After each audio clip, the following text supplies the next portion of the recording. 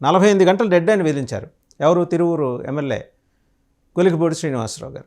బాగా కెలికేశారు వ్యవహారాన్ని. రమేష్ రెడ్డి అనే తెలుగుదేశం పార్టీ నాయకుడి మీద చర్య తీసుకోకపోతే, ఆయనేదో పాల్పడిన ఒక అసంబద్ధ వ్యవహారానికి సంబంధించి చర్య తీసుకోకపోతే రాజీనామా చేస్తారు.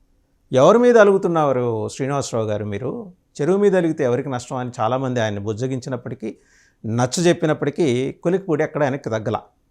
ఇదే కాదు, ఇంతకుముందు ఒక ఇల్లు కూల్చివేత వ్యవహారం, ఆ తర్వాత ఇంకో సంఘటన, నేరుగా బజార్లో కూర్చొని ధర్నాకి దిగటం. అప్పుడు స్వయంగా వరలరామయ్య గారు ఫోన్లో మాట్లాడితే ఆ ఆడియో స్పీకరు ఆన్ చేసి మరీ జనాలందరికీ వినిపించడం. ఇవన్నీ ఏంటంటే పార్టీని ఇబ్బందులు పాలు చేస్తున్న వ్యవహారం. ఎందుకు కొలికిపూడి ఇలా తయారయ్యారు? ఇప్పుడు ఆయన అల్టిమేటం జారీ చేశారు, 48 గంటల్లో పార్టీ గనక రమేష్ రెడ్డి మీద చర్య తీసుకోకపోతే. అదేదో పార్టీ క్రమశిక్షణ సంఘం చూసుకుంటుంది. ఈయన అయిన దానికి కాని దానికి ఈయన చిరుబురులాడితే ఎట్లాగా అని చెప్పేసి పార్టీ నాయకత్వం ఆయన్ని అనునయించి బుజ్జగించి దారిలోకి తెచ్చే ప్రయత్నం చేస్తున్నప్పటికీ